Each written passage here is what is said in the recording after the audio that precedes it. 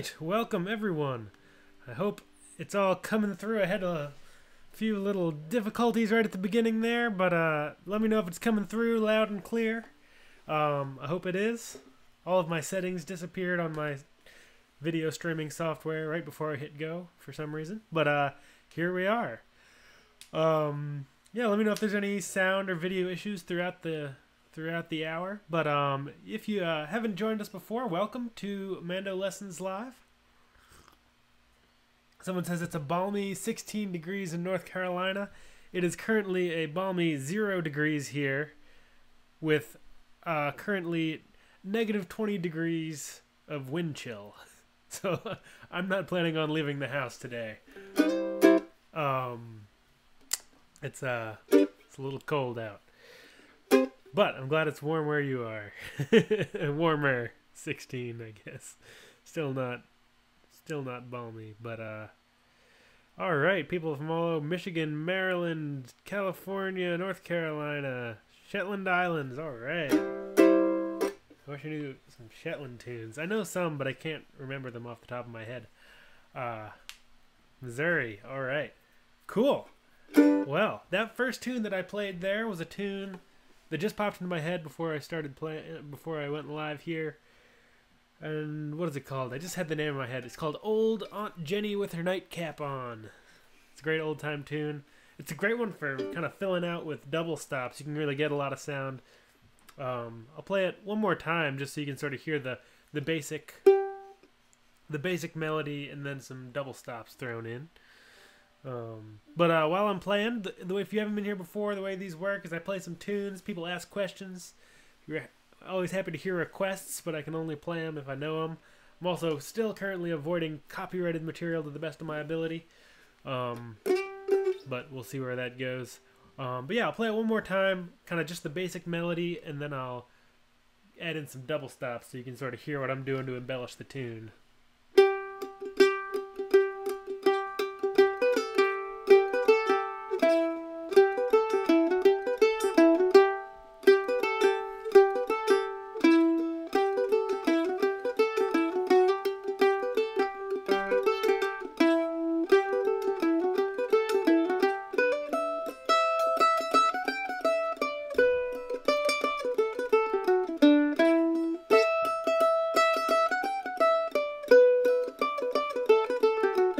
Then some drones.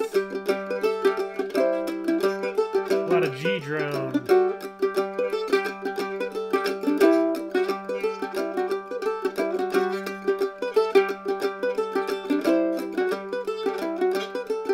C chord. G. E minor. C. G.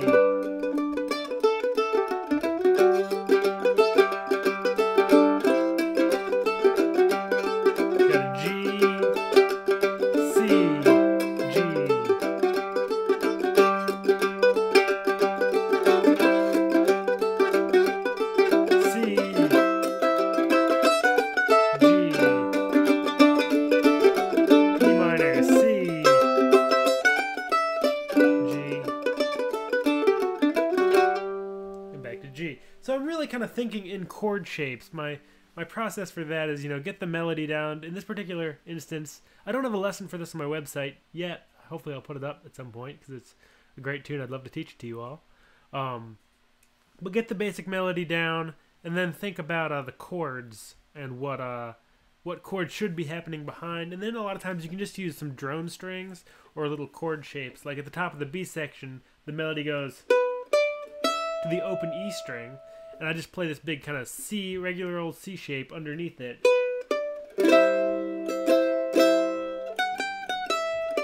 And then back to a G. I'm trying to leave the melody on top. Can really fill out a tune. Someone says, I just learned a Shokin Farewell, beautiful tune. Do you know it? Would be a great lesson. Yes, it's a beautiful tune.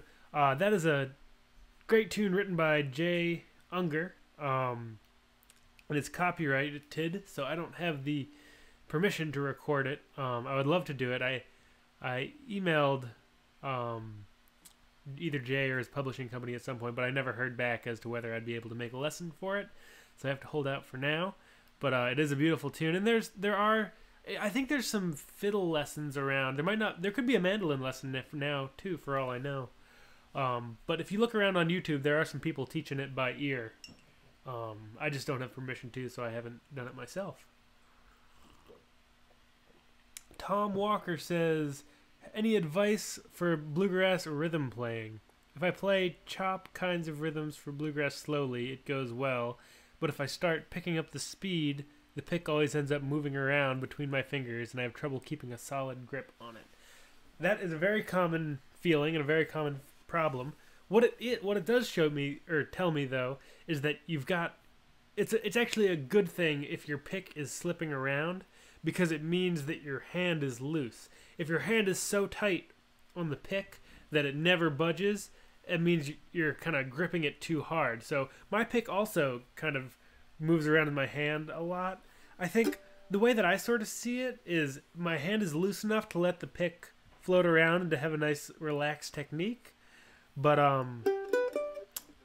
at the same time, I think what I'm doing is kind of like driving down a highway. There's a little bit of adjustment all the time where if you're going straight down the interstate, you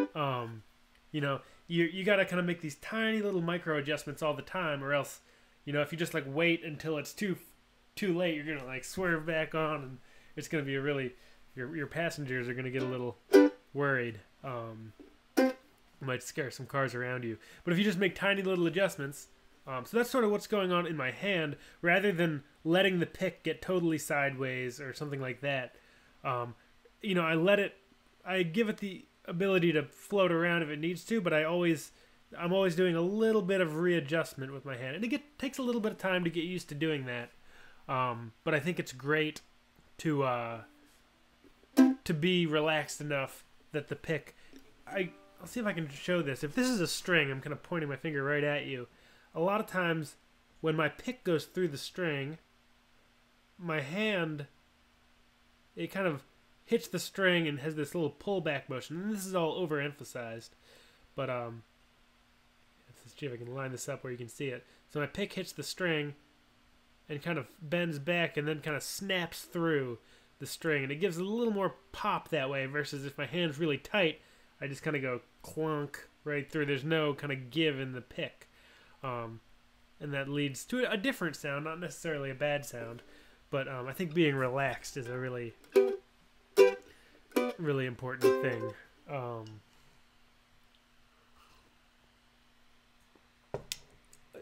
James William Houghton. Houghton. Apologies on your name if I'm pronouncing it incorrectly. I'm good at that. Any tips to replicate the round bowing rhythm of old-time music? Learning the fiddle and mandolin simultaneously here. Yeah. I actually just saw a video of a guy who had a little light on the end of his fiddle bow, and then he kind of, I don't know if he reduced the frame rate he did something to the video so you could sort of see the trail of the light and that circular bowing. It was really cool to see. But yeah, so on mandolin, I think you can get a lot of that. I think a lot of that comes through more with kind of a lot of it comes through with the shuffle, but you can also I kind of do a little bit of circle this way sometimes with the right hand, and it just gives you a slightly different sound. I know with fiddle, a lot of that circular bowing is often to get these kind of downstroke double stops. So you're kind of, I guess there's a number of ways. I'll try to do this as succinctly as possible. One is to just get a solid right hand shuffle. So using that tune I was just playing, that's sort of the picked notes. But if I turn that into a shuffle,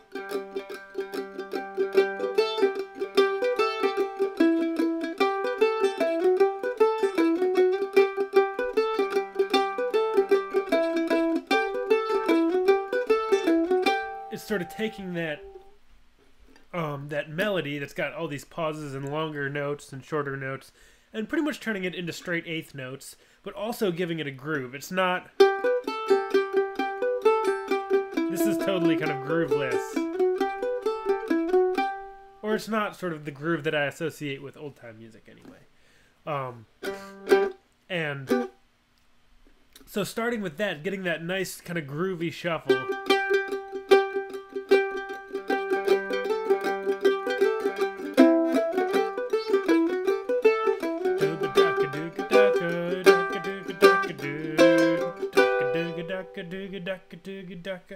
Kind of has a little bit of stress to it. I often call it the wooga chucka, just because that's the sort of the, if I had to turn it into a word, that's what happens in my brain.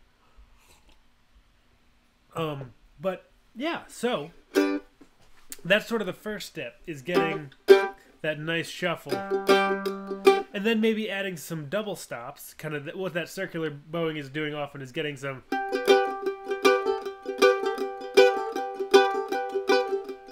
So getting often the circle bowing, I don't even know if I'm doing it the right direction. Yeah, I think it's this way. I think it's like a counterclockwise motion. I'm not a fiddle player, but I play with a lot of fiddle players, so I get a lot of time to watch them. So you're kind of getting this sort of double stop in the downstroke. So doing some sort of exercise like this, where maybe you've got a little 2-finger double stop, 5th fret on the D string, 2nd on the A, this little G double stop, maybe doing something like this.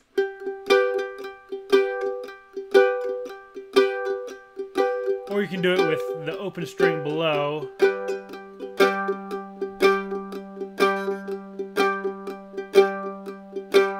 And then once you get there, try doing it with a tune that you know really well.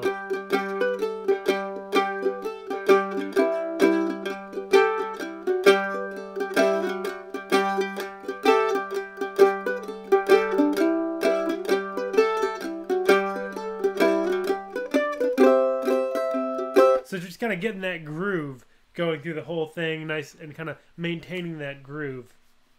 And then the last thing I talked about is sort of more of a tonal shift, less than kind of adding double stops and groove. Sometimes I'll kind of do this on the... So it's kind of down more towards the neck. So I'm just kind of doing this little... It's more of a figure 8 on the mandolin. And it just gives it a slightly different sound. I'll try to do it both. We'll see if it works or not. So this is just straight.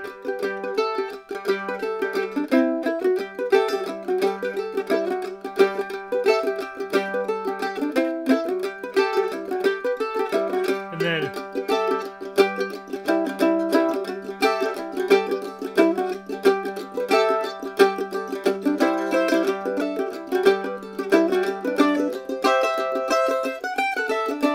It's subtle, but it just kind of gives you a little wider palette of some of the sort of more, it's like harsh, but not in a bad way, kind of brighter sound down here, and then some of the fuller sounds out here, kind of all mixed into one tune. So I hope that's sort of what you were talking about, and I hope some of that was helpful.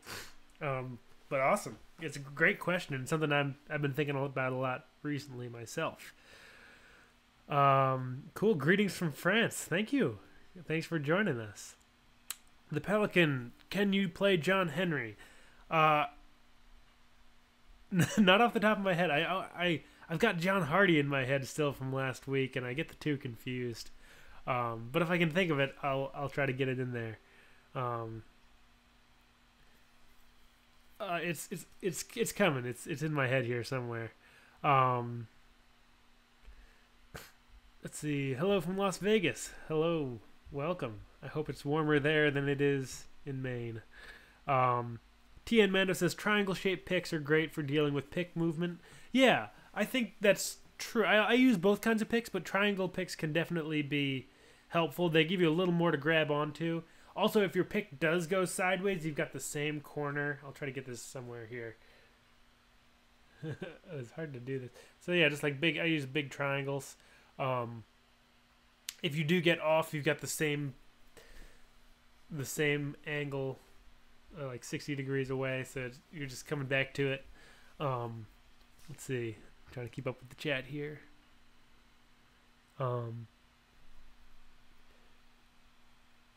Yeah, okay, so TN Mando's got me covered here on what I was talking. Thank you. All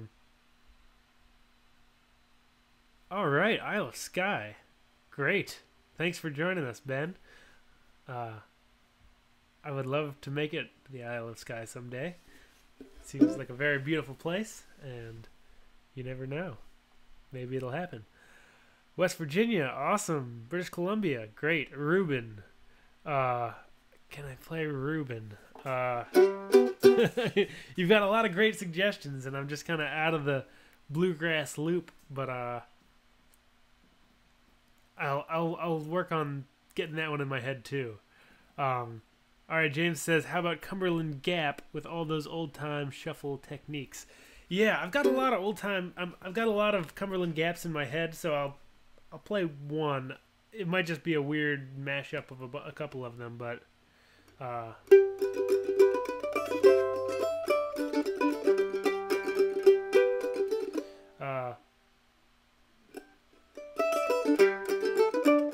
this is the one that's popping into my head right now. Is kind of a it's not maybe the most common Cumberland Gap, but it holds some similarities. So I'll play it kind of simple and then kind of build it up.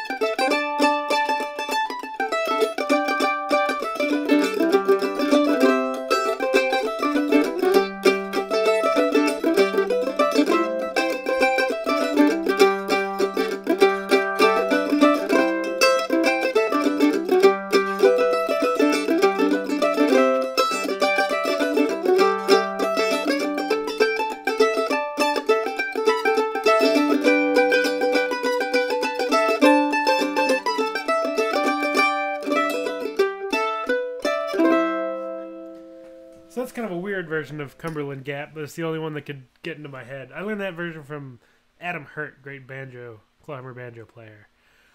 Yeah, you can use I used a lot of that open G string. There's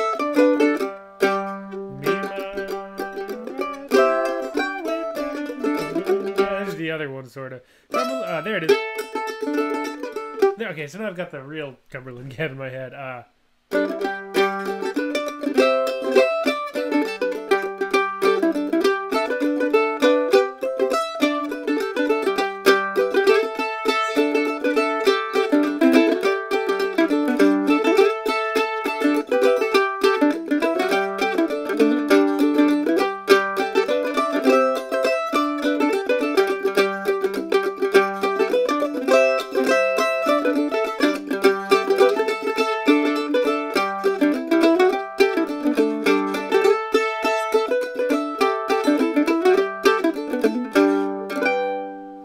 That's a little more normal version of Cumberland Gap. Still probably amalgamation of things.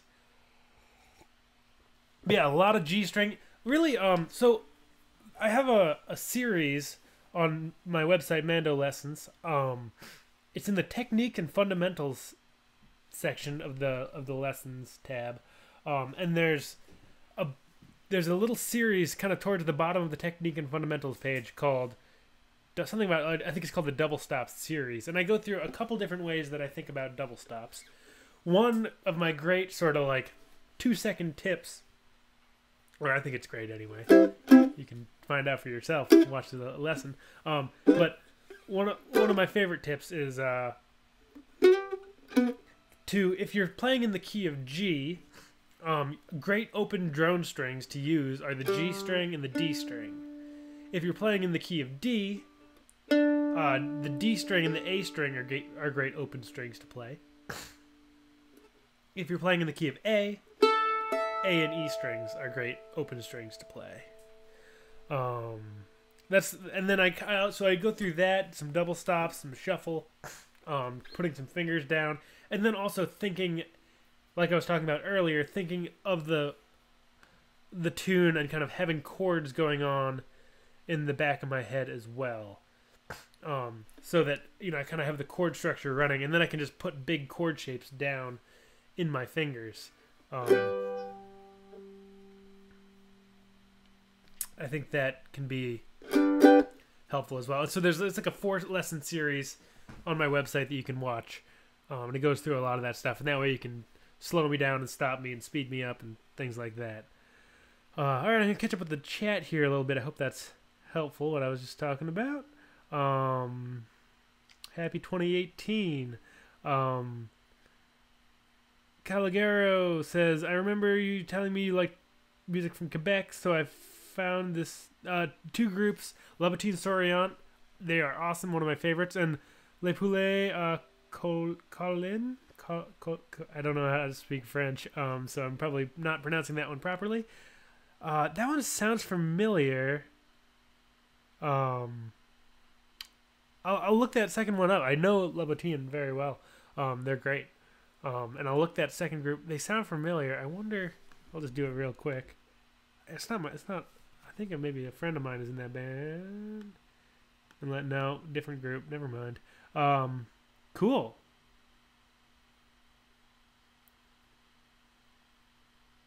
Cool. Yeah, I'm not familiar with them, but I'll check them out.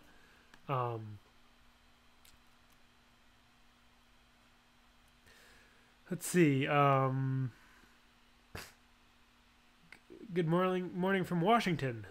Good afternoon from New England. Nelson says, enjoyed your recent lesson, Rights of Man. Can you spend a little time showing how you would overlay chords in that tune? That's a good question. Yes, I can.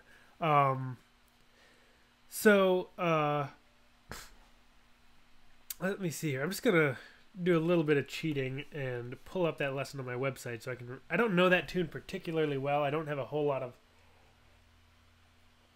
opportunities to play it, but I'll just look up the tab here so I can the sheet music so I can read through it a little bit.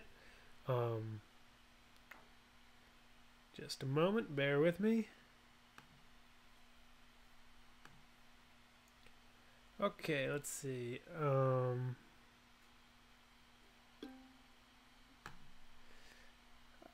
Right, man.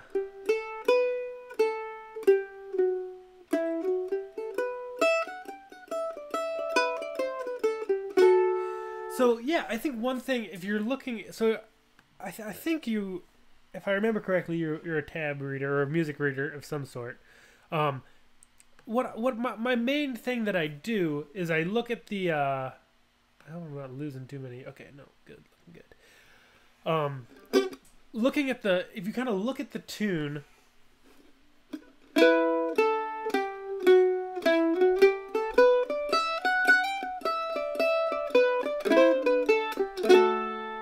You can sort of, you see the tabs or the sheet music, whatever you're reading, and then you see the chord underneath it. And then what I try to do is just put some chords down on top of that. And really just starting with it's harder with Irish tunes because they're more notey.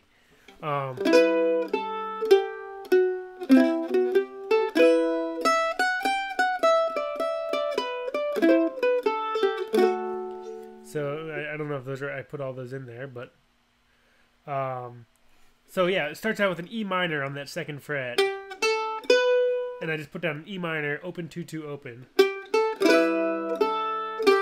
and then just play.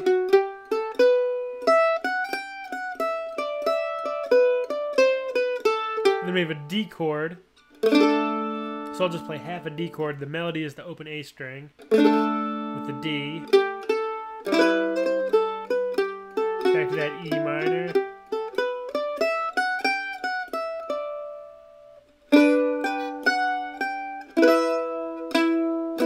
So just kind of going through slowly, and this kind of also goes for Emily's question: how do you figure out the chords for a song? I think so. Kind of the second part of the chords for a song is what I'm talking about now. I think you have this melody going on, and that can be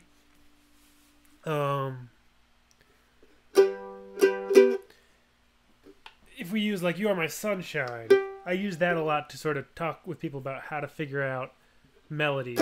So you have if you figure out like, okay, "You Are My Sunshine," key of G. You start out just playing the chord G, and my main tactic is to just play that chord until it doesn't sound good anymore. So you have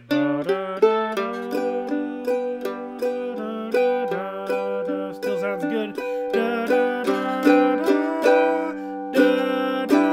That's no longer sounding that good. And our ears often will pick up on that. And the more you do it, the quicker they pick up. And from there you say, okay, that doesn't sound good anymore. I'm in the key of G. It can be good to know like the 3 chords of the tune you're playing. So maybe you know that your chords are G, C, and D. And so you can just try one or the other. You're already on G, and it's not G anymore. So you can try C. Let's try D first. You make me happy. That doesn't sound right either. Let's try C. You make me happy. C sounds good. So kind of that trial and error can do a lot for figuring out the chords to songs. And especially with folk songs and bluegrass, it's a lot of 3-chord songs. So knowing what chords you're likely to expect in the tune can be really helpful. Kind of your 1, 4, and 5 chords. And I've got some of that information in lessons in the technique and fundamentals section of my website. Let's see, catching up with the chat here. Hope that was helpful.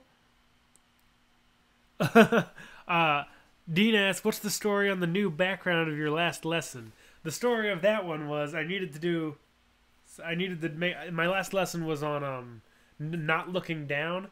So I just tipped the camera. It was really kind of short, last-minute thought, and I didn't really think to like try to bring the white background up. So I just tipped the camera up, so it's a little awkward, but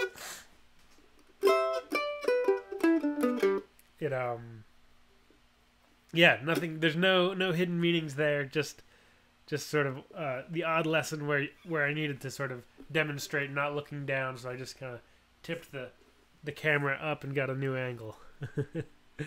But there are secrets that I can't tell you about things that will be coming in the future for MandoLessons in 2018 that I'm very excited about. Foggy Mountain Special or Foggy Mountain Breakdown. I'll play whichever one this one is, and I'll see how far through I can get it.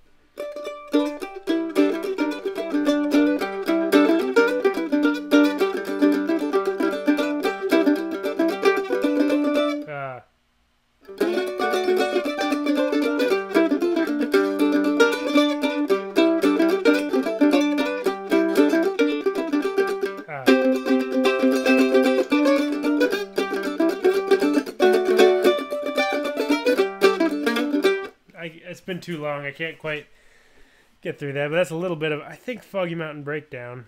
I can't honestly. Today is Earl Scruggs' birthday, though. I learned recently, this morning.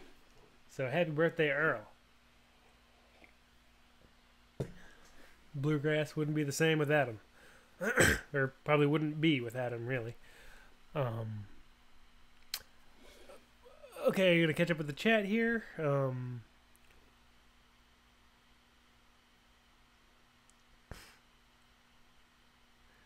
James says, I just saw an old video of Mike Marshall talking about soloing over chord changes and changing keys to match the chord. Any thoughts on that?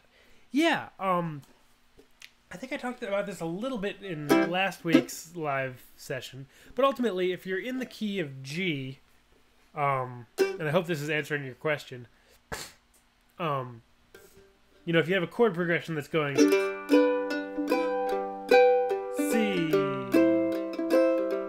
D, and back to G, then you have G, and then it goes to C, so maybe you'll land on a note, maybe you could just land on a C. And then D chord, start on the D note, and then back to G. And so you're always kind of playing out of a G scale. You're not kind of switching scales mid-solo. But what you are doing is kind of getting to new landing points. So you know that the chords are going G, and it's a good practice, you know, to set up yourself, to set some... you can either record yourself playing a simple kind of chord progression, or there's some online ways to do that. Maybe somebody can point out. I forget what they're called, but you can kind of have guitars play chord progressions for you, and just sort of starting to hear where that next chord is coming. And just one thing you can do is you can just say, okay, every time it changes chords, the melody note that I'm going to be hitting, I want it to be the note of that chord. So if we're going G, C, D, G, when it gets to that C chord, you want to nail a C note, but continue to play out of the G scale. So it becomes like G, still on G, C, D, G, G, C, D, G. It's kind of hard to do as a one-man band here, but I hope that sort of helps bring across that idea. And I hope that's what we were talking about. Greetings from India. Awesome. Thanks for joining us. A lesson for Pig in a Pen solo. I would like to do that. It's a copyrighted one, and I need to figure out kind of all the ins and outs of what I'm allowed to do when it comes to copyrighted material. But I've got that on my list from last week, and hopefully I can do that for you, because that would be a fun lesson. Thanks for joining us. Sorry, my nose is getting stuffy here. Hi from Brazil. Awesome. Thank you for joining us. Cool. I taught Alani the first stuff they learned on the mandolin. I'm glad to have been able to do that for you. Hot Cold Corn. So the Pelican asked, if you were playing in a band, how would you take a break on Hot Corn, Cold Corn? That's a great song. I think it's been a long time since I thought about it, but hot corn. Oh, let's go to a different key here. Cold corn, bring along a temperature. Hot corn, cold corn, bring along a temperature. Hot corn, cold corn, bring along a temperature. Fare thee well, 'cause we'll see you in the morning. Yes, sir. Yep, this is the. I'm in the key of C. I start by playing the melody.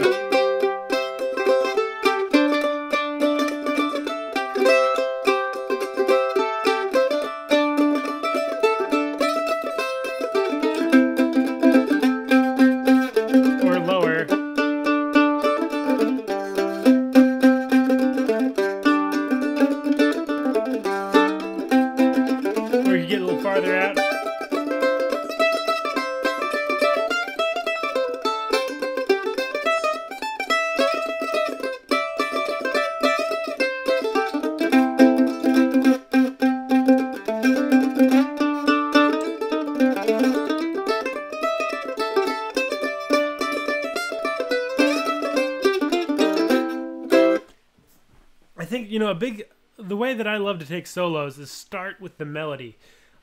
It's great. You know, everybody has their own take on the melody and what double stops you might add.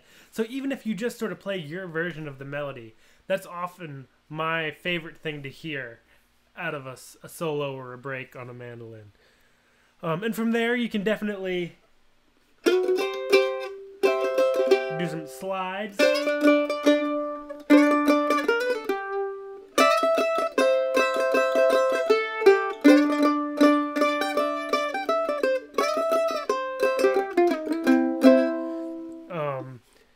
And then from there, you can sort of start thinking, like, it's a C chord, then a G chord, then a C chord, then a G chord, back to C. So I hope that's helpful. And from there, so to finish that thought, I got a little ahead of myself there. You can just sort of play out of those scales. C, G, C, G, C.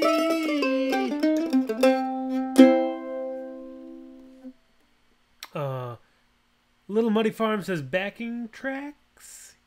I don't not quite know. Yeah, I think playing along with backing tracks is very helpful. I've got a lot of backing tracks on my website for tunes, but I think you can also find them online for different songs and different tunes that I might not have. Robert asks, what kind of picks do I use? These are called, let's see if I can remember. So it's a big, kind of thick triangle. They're Dunlop Prime Tone picks. They're the brown ones, big triangles. They're 1.5 millimeter thickness. I really like them. I've been enjoying them. I used to use blue chips. These are very similar to blue chips, but less than. They're like a 15th the price of a blue chip. They're like $2 a piece, $6 for a pack of 3. Cool. Emily also just started learning in October, and has been using my lessons. Thank you. I'm glad you're enjoying them. That's why I like putting them out, so I can. My secret goal, probably not so secret, is just to get more and more mandolin out into the world and get more people playing, because music is awesome. Any chance Foggy Banjo tunes can find their way into future Mando lessons? Yeah, those are going to be in the kind of the copyright spectrum, but not impossible. There's a lot of bluegrass stuff that I'd love to do that's copyrighted, because it's newer material. People were writing that stuff in the 40s through today, so but I would love to do a lot of that stuff.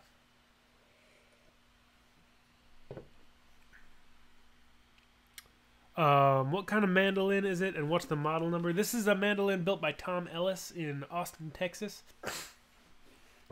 I don't know what the model number is. It's just his I think it's like his standard A5. I think he might make like a deluxe one, but this is just the regular one. Yeah, I really like it. I've had it for almost 10 years now, and it's treated me very well. Happy birthday, Earl. You said it. Hello from Brittany. Awesome. Hello from Maine, USA. Thanks for joining us. Maybe I'll play some Brett Hahn tunes. I love Brett Hahn tunes. Let's see if I can think of one here.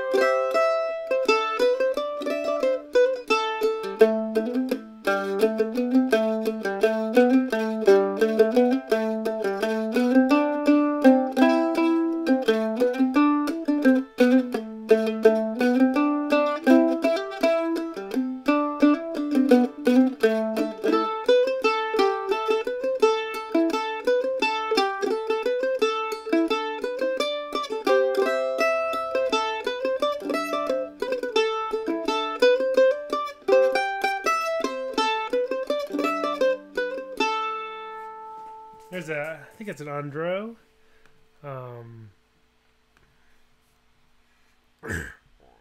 Yeah, that's an Andro that I learned. I can't remember where I learned that, but I love Bret Hart tunes. I wish I knew more of them. They're great. Really wonderful music. Let's see. Is Shenandoah Breakdown copyrighted? I bet it is. Is that a Earl?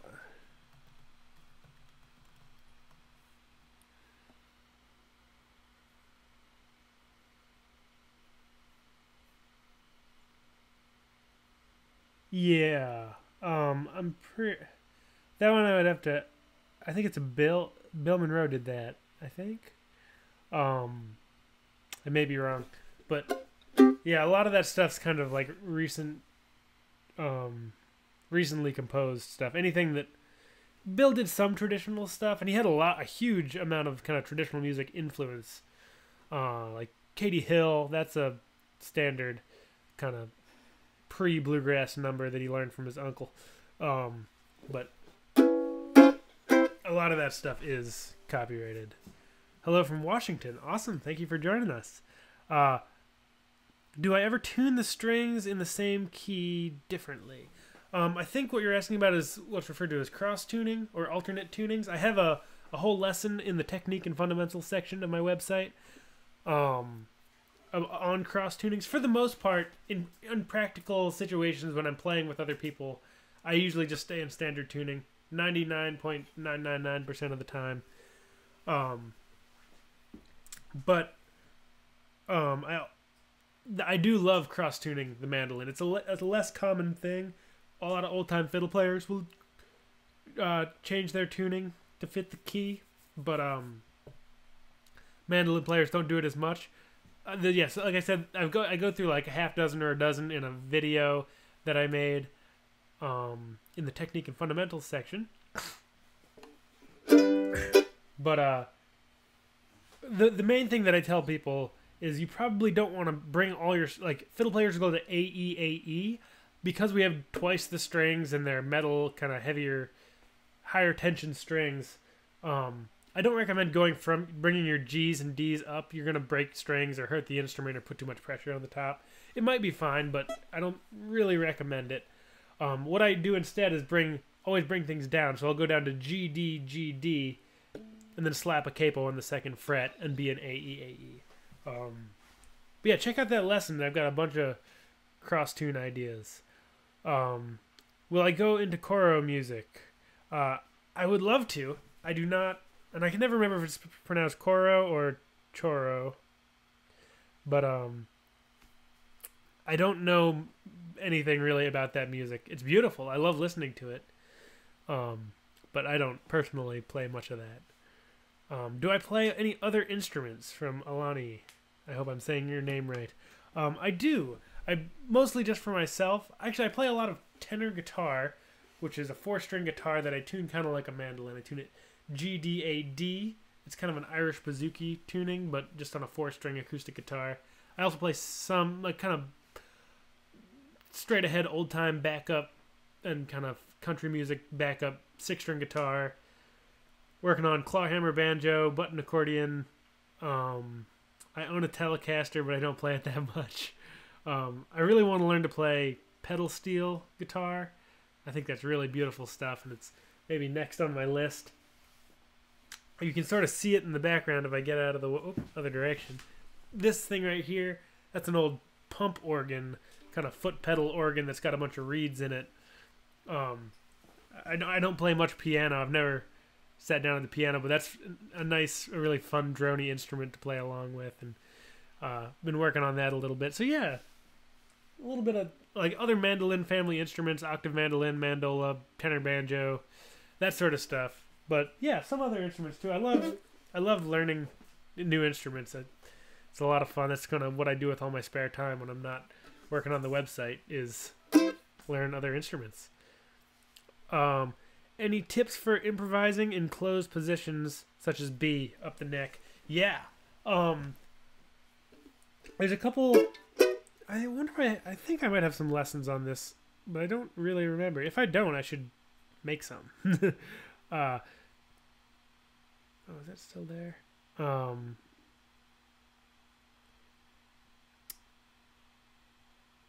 see.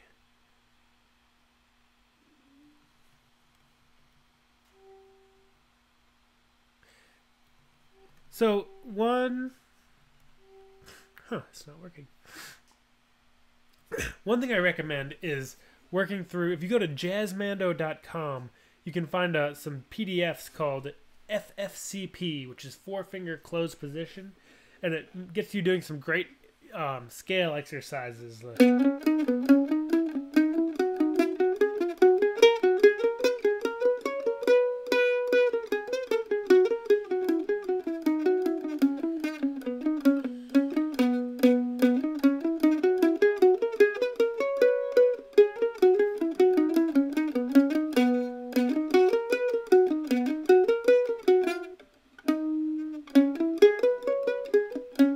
It's been a while.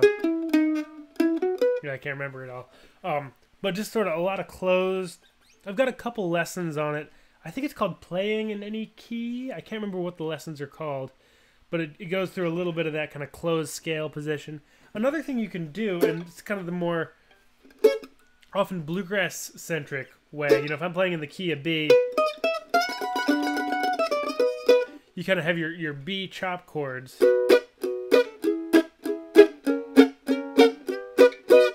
Things like that. And what Bill Monroe would do, and great players like Mike Compton, kind of Monroe style, is really kind of play out of that chord shape. So if I take a solo,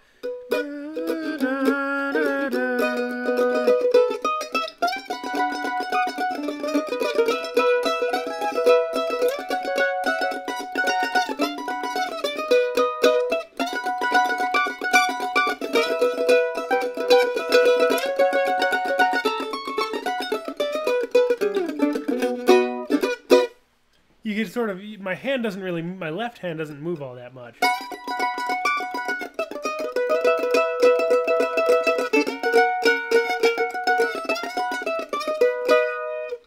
It's kind of based around those chord shapes. And I talk about that a little bit, I think in some lessons. I'm starting to forget what exactly it is I've done and what I haven't. But I hope that's helpful.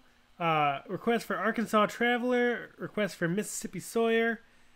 Do I live in Maine? Yes. Is the armrest very helpful? Yes. I should say I'm a fan. I really like armrests. I put it on all the mandolins that I have. But that said, I played without one for years, and it's, you know, I'm happy to pick up a It's not like I won't play a mandolin that doesn't have an armrest. I just find it's a little more comfortable. It's a little softer than that kind of sharp edge of the mandolin. It kind of puts my arm in a more relaxed position to play.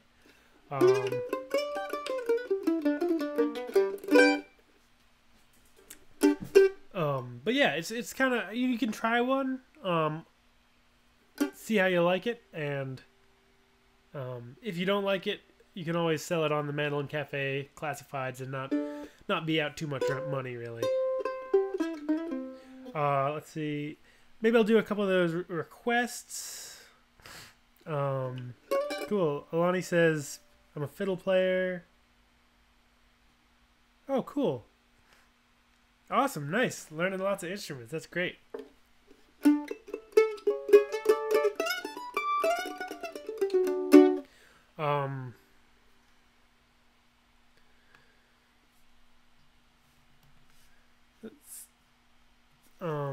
Cool, yeah, I'll play Arkansas Traveler.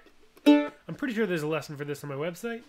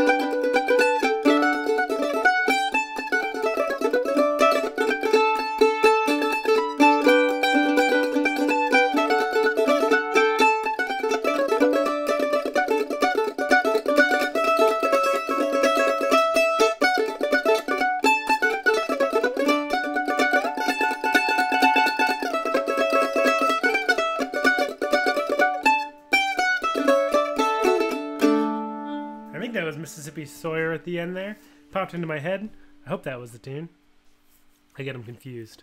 All right, got a couple minutes left for a couple more questions, but Little Maggie. I always get that one mixed up with Darlin' Corey. Do a lesson on the fiddle tune, a bottle of porter. Yeah, I think that's a Irish. Is that an Irish? I'm assuming it's an Irish tune if it's got the word porter in it. I mean, doesn't have to be, but sounds like an Irish tune name.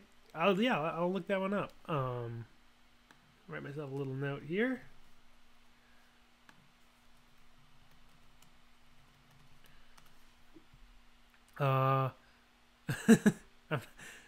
Yellow Rose says, I'm the best mandolin player in the world. I don't know if that's true, but I appreciate the kind words. What program do I use to write out the tabs that I make? I use a program called MuseScore. It's MuseScore, all one word. It's great. It's free. I think you can get it on Mac or PC. Open source. Pretty straightforward to use. I used to use higher powered like Finale and Sibelius and things like that, but those are way more than I need for writing out fiddle tunes. I'm not writing symphonies. And it's great because it's free. It's pretty easy to use. I like it a lot. So that last tune, I played Arkansas Traveler, and then I went into a tune called, what was it called? Mississippi Sawyer. Great tune. I love playing that tune. Assuming that was the tune that I played, I love playing it on clawhammer banjo. A great kind of really banjo-y tune. I'll Fly Away. Yeah, I'll play a little bit of that, maybe to close us out here. Is it really cold in Maine? It is very cold. When I started the stream, it was 0 degrees with wind chill down to -20. So I don't really plan on leaving my house today. It's nice that I can hang out with all of you without leaving my house. RYC62 says, I have a mandola, but only use 2 tunings, GD-A-E to sound like an octave mandolin, or drop the high E to D as Irish bouzouki. Yeah, so I think you're... I always get a little confused because there's a lot of kind of name variants for mandolas. So I think you might be overseas. I think people call octave mandolins mandolas in some countries. In the U.S., mandola is kind of the equivalent of a viola. So it's usually tuned C, G, D, A. It's usually got a scale length between 15 and 17 or 18 inches. And then octave mandolins are usually 18 to 23, or usually like 18 or 19 to 23 inch scale lengths. And you can tune them GDA-E or GDA-D. I play a lot out of GDA-D on kind of anything bigger than a mandolin. Whether it's a bouzouki or an octave mandolin or tenor guitar. Tenor banjo, I tune GDA-E because I play a lot of melodies. But anything's good. It's kind of, you can do whatever you want once you get into the bigger mandolin family instruments. Cool, nice. Yep, MuseScore is great. Got another MuseScore fan, Raul Danash. I probably am not saying that correctly. Cool. I just try to keep up with the thing here. Cool. Ben Thomas is learning 1 fiddle tune per week. That's great. That's a good practice to have. I've tried to do that myself. I've never gotten very far, but even if you get, the best thing with that, I'd say like totally keep it up. Don't stop now. But the great thing about that, I've done it in the past and not gotten very far. I get a couple weeks in and get off the wagon, but I still have 3 or 4 tunes that I've learned, which is great. It's totally win-win. But yeah, keep up. If you could. The thing is, I put out a lesson every week. Often, at least every other one is a fiddle tune, so that should keep you part busy. And then looking back through the archives, and then there's a bunch of other ones out there. There's more tunes than anyone could ever learn. Okay, let's see. I'm gonna what kind of pick? Just one more time. It's a Dunlop prime tone, kind of large triangle, 1.5 millimeter. It's the brown one. They make some kind of clear ones too, but I use the brown ones. Cool. I'm glad I'm helping you out, Dean, on the mandolin. Thanks for watching. Can I do a lesson on cross picking like Jesse McReynolds does on Dill Pickle Rag? I wish I could play like Jesse McReynolds. He has an amazing style. I wonder, are there any? I wonder if he has any instructional lessons out, like a homespun tape or something. It would be great. I would love to see it. Cool. Nigel Gatherer has a tune a week section on his website. That's good to know. Cool. Yeah. Well, I gotta head out, but thank you all so much for joining this week. Oh, I wanted to mention the thing I'm actually gonna do right now is if you go to concertwindow.com, Carl Jones, who's a great old-time mandolin and guitar player, is doing something similar to this. He's gonna teach a tune. I forget what tune it is, but I'm gonna go check that out. So it's concertwindow.com. It's sort of like pay whatever you want. I think it's the minimum of $2. But you can join in. I think he'll probably play for a half hour or an hour or something and teach a tune. He's going to be teaching it on mandolin. So if you're like me, I'm going to jump off right now and get over there because I'm already 3 minutes late. But go check that out because it's a really fun website that's got a lot of great music and kind of workshops and stuff. So yeah, that's where I'm going. But thank you all so much for joining me this week, and see you next week, same time, same place. Have a good one. Bye-bye.